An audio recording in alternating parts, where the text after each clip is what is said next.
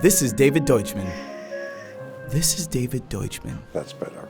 For the last 12 years, David has held over 1,200 babies at Scottish Rite Hospital. Hey David, when can I raise my voice? After the titles appear.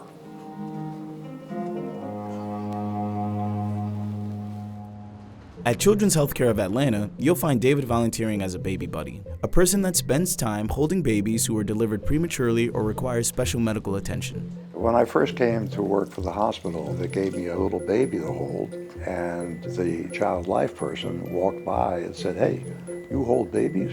I've got a job for you." And I just loved it. I became nicknamed by a few nurses as the baby whisperer. All right, buddy. I'd be given a baby who was screaming, crying. You'd be amazed how quickly they can calm down. It's okay. Because the babies stay in the hospital for a long period of time, most parents can't stick around, mainly because their maternity leave runs out or they have other kids at home. That's where David comes in. David has gone on to hold countless babies in the neonatal intensive care unit, providing not only companionship, but other medical benefits as well.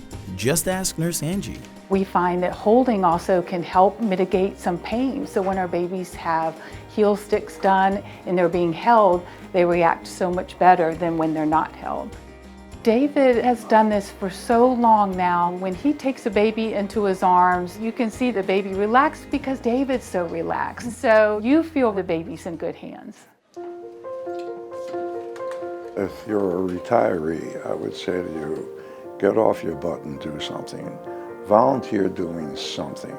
And there are a lot of different ways of doing it. It doesn't have to be in a children's hospital. I know it meant a lot to the moms and the dads too, but what it meant for me, I really feel that I'm the one who benefited.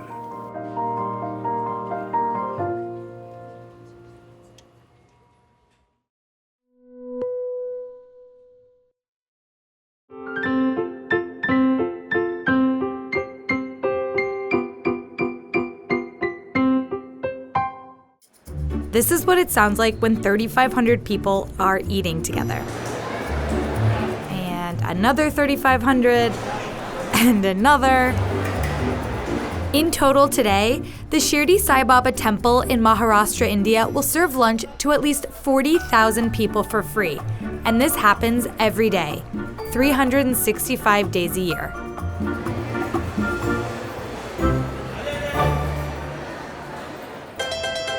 The temple was built in 2008 around a specific philosophy by spiritual leader Sai Baba.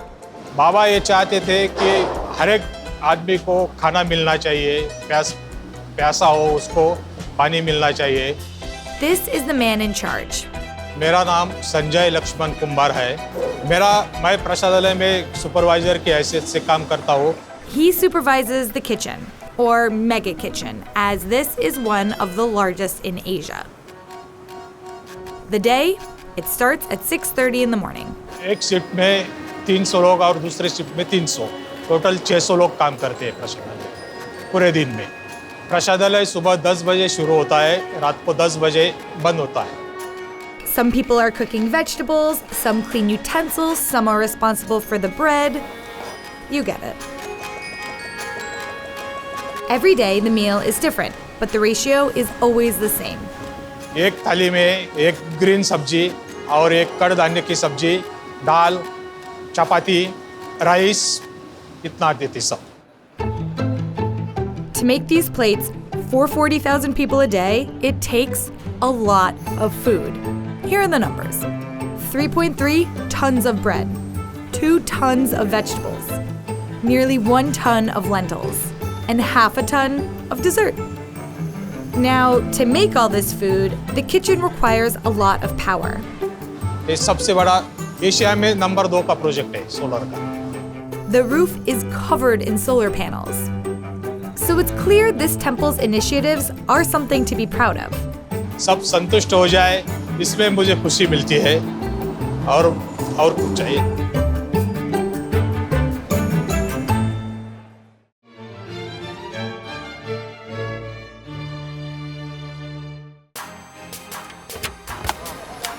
Basically, anywhere there are people that want to be heard or want to get something off their chest, I bring Mobile Stew to them and give them the option to either record, spit some poetry, sing, rap, self-express really.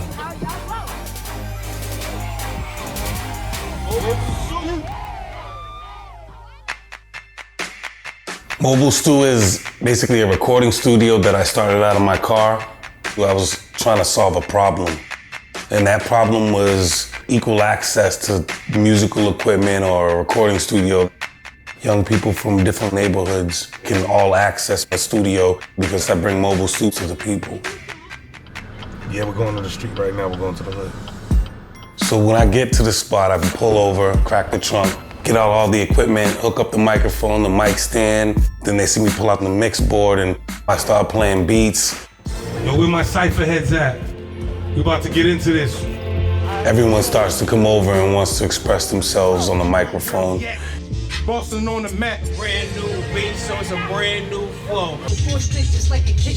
And at the same time that they're doing that, I'm recording it, so I give them a version of what they said. It's like an audible snapshot. So there was this young man that was murdered in Dorchester. There's a whole bunch of people that were like, they really wanted to get revenge. I drive through with Mobile Stew, and basically I'm giving them the option to express themselves. I kind of realized that Mobile Stew wasn't just as simple as I thought it was. It was de-escalating people. And so we're like, this is de-escalating. How could we use this to de-escalate a national crisis, which was cops killing kids, cops particularly killing young black men. We had the opportunity at that same time to come together musically, which we used Mobile Stew to do. The important aspect of working with the officers and young people together, there's a different kind of a bond when you know someone, not just as an officer arresting them or having to see them when something bad happens. Right after all of that stuff started happening, I started getting calls from the Boston Public Schools. Walking into an elementary school is a little bit different because we're talking about a classroom that was supposed to be the worst class in the school at the time. You know, special needs, young people that have been through some serious trauma. And I found out that almost all the kids in there were musically inclined. They wanted to be a rapper or a singer or a poet.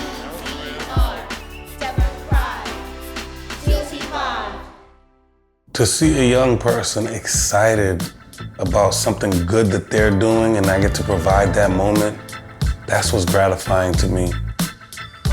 These guys deserve to have the opportunity to learn how to record. You know, they deserve the ability to express themselves. You got this ability to get yourself heard, even if it's just the whole neighborhood in that moment. It makes people feel like valued, that something like that comes to them.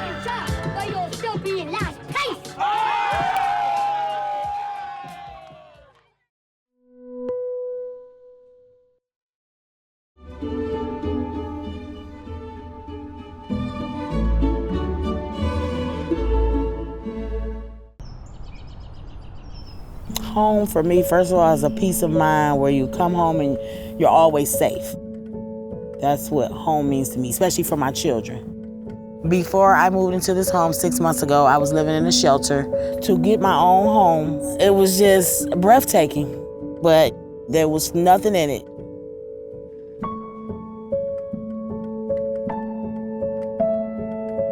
I'm Kristen Suey, and I'm a designer at Humble Design. Everything in this warehouse you see is donated. We work with homeless and domestic abuse shelters, with families that are moving out of those shelters and into homes. And a lot of times they have nothing but the clothes on their back. That's where we step in and we provide the furniture for them, but then we also go back and decorate and provide like those little details that make your house a home and makes it your home. Without our help, about 46% of families coming out of the shelter go right back in. With our help, that statistics goes down to 1%. I'm a direct care worker and I work with older, elder people. Before I lived in the shelter, the boyfriend that I was living with was emotionally and physically abusive to me. One day I woke up and I just said I wasn't taking that anymore. Today we met with Danielle and we just talked with her a little bit, found out about her backstory. It sounds like she has come out of the shelter and now has been in a house with basically no furniture. She has a few pieces, but no beds, no chairs, no table. So we talked with her a little bit about what she wants in her home. We went to the home and we took measurements and just walked through each room. What dinner looks at my house now, we all sit together, but we sit on the floor. The priorities was to have like silverware, bowls and spoons, things for us to eat out of, and bedding to put on the floor for us as we didn't have beds. When I first started here, I didn't realize that people were living this way.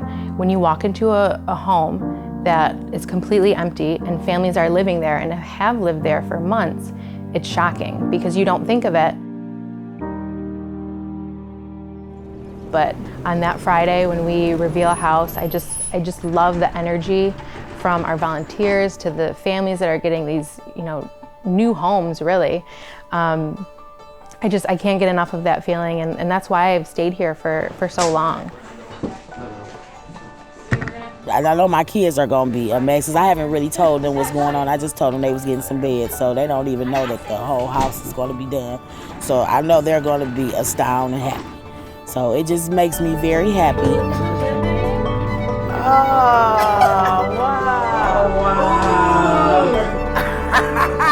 Oh, my God. It's like a magazine, ain't it? Mm-hmm. Went from zero to a miracle. I love y'all for this. I mean, this is amazing. It's just happiness to me to be able to walk into a home and have your friends and family there, and you're able to just show them comfort and joy. That means a lot to me. And I hope that one day I can give back just what was given to me.